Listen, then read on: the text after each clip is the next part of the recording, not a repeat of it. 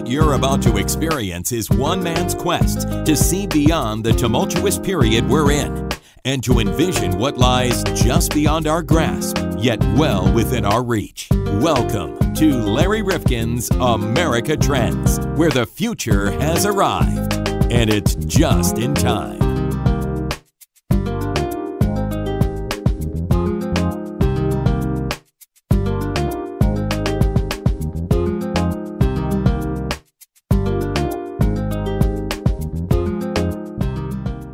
Welcome back to America Trends. Larry Rifkin and John Kropsic. And John, we are going to be talking about something that's very light and fun today. It really is in some senses. But it's also very important for us, I think, to introduce our audience to someone who's becoming a very important part of what it is that America Trends does. And that's Kristen Sunanta Walker, CEO of the Mental Health News Radio Network. And we've joined the network, John. We're on the network. This is exciting because this is the first network we're a member of. Absolutely. And Kristen, thank you so much for welcoming America Trends with open arms. And this is a little bit more expansive, looking at politics and social issues, because she does such a great job as it relates to mental health issues, which are uppermost on the minds of so many in America today. And we delve into those issues from time to time as we look at trends and social issues. But Kristen thought we'd be a good fit for her network, John. Yeah, well, I think we're a good fit. We really do a lot of trends in that aspect, and it's very important. Absolutely. And Kristen, please, we want people to go and listen to many of the other podcasts that are part of this network as well. So we hope that in addition to you helping us to introduce ourselves to others, that in fact we will help introduce people to the great content that you already have on your network. So again, very exciting. But before we joined the network, we got to know Kristen. And Kristen has an interesting take on some of the old television programs, John, and whether millennials are looking at them and saying, wait a minute, that is a sexist remark. That's a homophobic remark. And for many of us who are born of another era and generation in another time, we might look at it and say, well, that's kind of harmless. But there are millennials who are looking at it and are they watching The Beaver? Well, Leave It to Beaver, I don't know. I mean, what would Eddie Haskell have been? I mean, he was just such a, prevaricator, such a liar. He could have been president today. Right. But we're looking at shows like Seinfeld. We're looking at Friends. We're looking at many of these shows. And we don't think of things like the Soup Nazi or same-sex relationships in the way that Seinfeld looked at them, though at the time they were really cutting edge in their day. Really. Exactly. And there were many organizations who were advocates for different groups who actually embraced these shows at the time. They brought up issues that nobody else was talking about. Now, All in the Family, she likes what I had to say about Archie Bunker, so you got to listen for that. So this is really a fun podcast with our new partner, Kristen Sunanta Walker, and we welcome her to America Trends, and we thank her for welcoming us to the network. We're so thrilled. Hi, Kristen. And Kristen, tell us, because we're going to be talking about why it is that a lot of people are taking umbrage at old television programs and what it represents about our culture. But give us a little bit of your background. Well, I've been in the technology field for a long time, longer than I'd like to admit. And the last decade or so, I've been involved in the behavioral health part of healthcare in technology. And then I started a podcast that turned into a podcast network, and we've got about 40 different shows that cover all aspects of mental health, and that is my full-time job now, is managing that network and doing my own show on the network. Wow, that sounds to be very occupying. Sounds great. Well, Kristen, you're here with us to help us understand why it is that millennials, perhaps we consider some of them, and I have two in my family, delicate flowers, having a hard time putting the shows that we loved back in the 80s and 90s into the context of their times and being really upset by some of the content. What's going on here? Well, I don't know that it's any different than any other generation. Every generation gets upset about, what was okay for the generation before them. That's sort of the angst, well, I used to walk to school with no shoes and a broken leg and 5 miles. You hear that. And these Well, then youngsters you know my don't know how story. easy Yeah. they've... Exactly. And mine too. So I don't know that it's any different in the thought process behind it. But what is very different is that our generations didn't have this thing called a smartphone and the internet and the ability to freely voice our objections to the things that, we might not have been comfortable with. So I don't know that the behavior is different. It's just that the platform is so much more vast these days than it was when we were their age. But are the social mores changing at such a rapid pace that what was considered to be appropriate, even for comedy and satire, back 10, 15 years ago, has been swept away in this frenzy to make certain that we're including everybody and getting everything right? Yeah, that's different, but, look at the 60s and all the things that happened there with the revolutions and the evolutions in our culture around there, and the 70s. It's just that bigger, wider platform with an ability to, not have a governor on what we say. In the old days, and I'm putting myself there, these kinds of conversations would happen maybe in a college ethics class. Well, let's study Seinfeld and why that was okay to say the soup Nazi back then, and it's really not okay today. And now, it's not necessarily in a class that has some boundaries around it. It's just, well, let's just type it in on our smartphone and put it out on Twitter or Snapchat or whatever else is going on. So their voices sound so much louder because they have the access to make them louder that we didn't have. However, my child, my older child, is 36, and he loves Seinfeld. And he watches it in reruns today. And I don't think that he is unable to disassociate what made it really interesting back then and forward-thinking in many ways, or at least reflective of a culture in New York City at the time, and look at it today and say, oh, how silly that we would, or how inappropriate, but hey, that was what they were thinking then, and really be able to frame it in the context of the times in which it was created.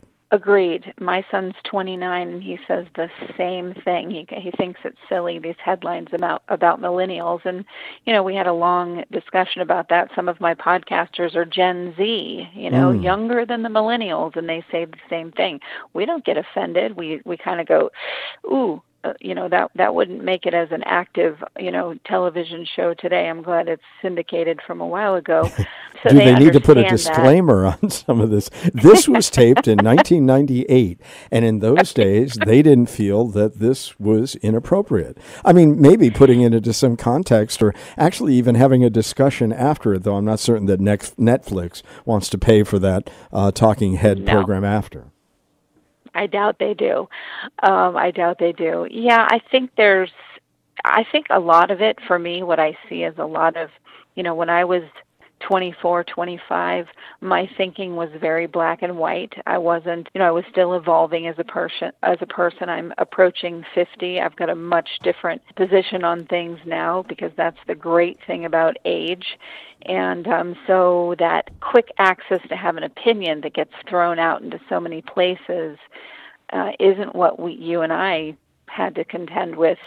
So I think what we're seeing is just the unthought out perspective, take your time to think about something, try to understand.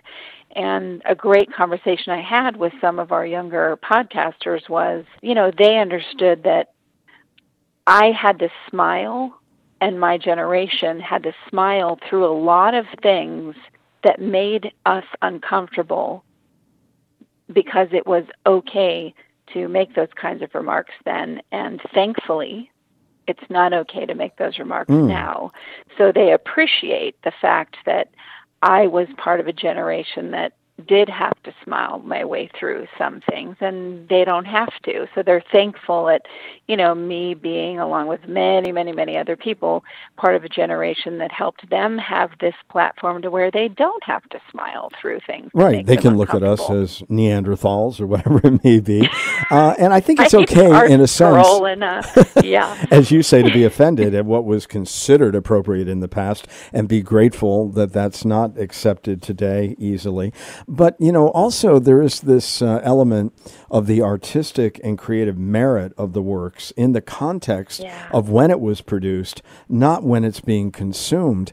Are they able to do that? I know that Archie Bunker, for example. Archie Bunker moved from the recliner in Queens into the Oval Office in Washington. And, don't you find it a little bit ironic that we're dealing with these issues when you think about that? That, and I'm so glad, because so many shows I've been on this week about this very topic, I was like, I'm not going to bring that up because this feels like a very conservative show and they will kick me off. But I think that is what's sparking and fanning the flames of the outrage, because they're seeing that this person that represents Archie Bunker, how is this happening today? And that fans the flame of outrage, and I don't blame them. The difference, though, is that, Archie Bunker and All in the Family, they were saying a lot and hiding it in comedy so they could get away with the message they were really trying to say. Exactly. And, of course, Meathead. Can we still call somebody meathead? I don't even know. Is that verboten? I don't think that's a non-PC term. I haven't found any. Well, there's a lot of people who are vegans and would not like that. Right. You know what? You're probably right. It could be. Someone could get offended by just about anything. So who knows? Well, we've had other guests on recently talking about the coddling of the American mind in colleges. And what's really difficult is when you get back to classic works, when you go back to Shakespeare and Chaucer, and you go back to great thinkers of Western civilization, and because they were old white guys, their thinking is dismissed or has to be balanced or in some way made certain that there's some context brought to it, when in fact we've got to realize that these were brilliant men generally in their times, and this is 3 centuries on. I mean, we run the risk at a certain point of saying anything that was produced or anything that was written before 2014 has got to be put in the ash bin. I mean, how do we guard ourselves against this? Well, I think we have to talk about how the erasure of history is the erasure of our evolution. I mean, how do we learn and grow and become more expansive and wise human beings if we don't see the mistakes and the closed-mindedness and the incorrect thinking that we had in the past if we erase the past? Oh, I agree with you totally. And to reverse engineer, let me give you an example and tell me what you think about this. I mean, Barack Obama, who's thought of as, quite moderately liberal. I mean, he was not a radical in any way. But, when you think about it, I think up to 2010, he had a problem with gay marriage publicly. Right. And that was only a few years ago, really. Yeah, and you wonder, did he really have a problem with that, or was that what he was allowed to have a problem with because that was going to protect his political career? There's a lot of that stuff that goes on. But still, that was his public pronouncement that I'm not there yet, or Hillary Clinton or whatever, and they came a ways. So what do we say? Well, this person really was a troglodyte, and, let's dismiss anything that he wrote, said, and he wrote a couple of books before 2010, and just dismiss it because of his feeling about one issue. that's the problem with the erasure of history. Look, there are things that I said in my 20s and in my 30s. Do you want to and, embarrass yourself right here? Would you like to do that? I don't want to. Well, okay, I'll give you an example. I had this idea that my husband, the father of my child, he's my best friend in the world, he's now my ex-husband, I absolutely firmly believed in my 20s that he was responsible for meeting all of my emotional needs. And I punished him horribly, emotionally, passive-aggressively, and so on in my 20s because he didn't meet all of my needs. And I've learned now in my late 40s, boy, that was unfair. Yeah. Wow. That was a heavy drop on the guy. Well, there's an admission. And I have no problem admitting those things because we grow. And it's funny, I have this person who's obviously severely mentally ill, who is trolling me and trolls many others, and they're pulling bits and pieces out of my different talks that I've done over the years and splicing them down to grab only a snippet of something I've said and twisting it into something ugly. And I'm ignoring it, and people are like, aren't you upset about this? You should be outraged. And I think, well, A, I'm in mental health, and this is really more of a reflection of this person that we have some compassion for, that they're this mentally ill, they're spending their time doing this. And it's also a reflection of what happens in the media. They take these sound bites from people 10, 15, 20 years ago. Well, people do evolve. A lot of them do. Not everyone, but a lot of people do evolve. We are allowed absolutely to grow and change our minds. Well, there are things that we might have tried to say, and I did a lot of live television for many years, and it was risky because you never knew when something might be said or come out of your mouth that was unintended, or how it was going to be received by the person on the other end. Let me ask you today, when you're looking at these shows, Friends and Seinfeld and All in the Family, going back, and these were really classic programs as we looked at them, today, what offends us most, or what do you hear people complaining about? Is it the lack of sensitivity about gender? Is it obesity? Because, the fat joke used to be a pretty easy joke line. Innuendo in the Me Too movement. I mean, what are the things that really seem to get a lot of people coalesced around a social media outrage, if you will? The most that we hear about in terms of everyone on the network is things to do with gender, objectification of women especially, but also men, obviously homophobia of any kind, and racism. Those are the things that we get emails and direct messages on social media and calls and things like that. Those are the things that they get the most upset about, or are those things. And that's understandable, absolutely. And again, we're evolving. We're figuring out a lot of things now that aren't okay. And I think also what we all notice, and we run the gamut from people that are, Gen Z to people that are, in their 70s and 80s that do shows. And, what they all talk about is that there seems to be this quick, rash judgment and this pendulum swing that is so far on the other side. But history has shown us that that's how change happens. And at some point, that pendulum starts to kind of go back to a nice middle ground until the next revolution. Absolutely. Let's take the show Friends. Millennials say that many of the sitcom storylines are what they call transphobic, which I don't even know at the time was really a major, issue. Homophobic, sexist. Might be a little difficult for the creators to imagine when some of those things were being written, that these phobias even existed in the popular lexicon. And isn't comedy really supposed to at times be edgy, even if it does make somebody uncomfortable, if in fact it really exposes some kind of social truth, even if it is a stereotype? Absolutely. I think that the thing that we kind of are forgetting, and I'm not saying I blame millennials or Gen Z for this because they have a voice too. but I think somewhere there's a little bit of forgetting because they have such an open platform that generations before them didn't. And so we had to hide a lot of messages that we were trying to make in comedy and in things that sounded inappropriate, but that deeper message was there to try to push the envelope and make people really think about how inappropriate it was what we were saying. So it wasn't that we were, saying yay for the inappropriateness. It was more like, we're going to hide what's really sad in this joke so that you can wink, wink, get it. And they don't necessarily have to do that today. So I think that's the piece that the younger generation is missing, is that they don't have to do that, and we did.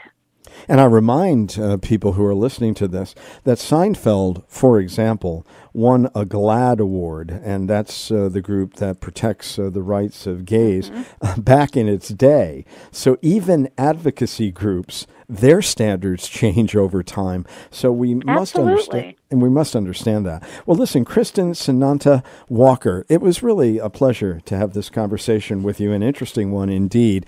And tell us how people can get in touch with the work that you're doing with your podcasts and your network.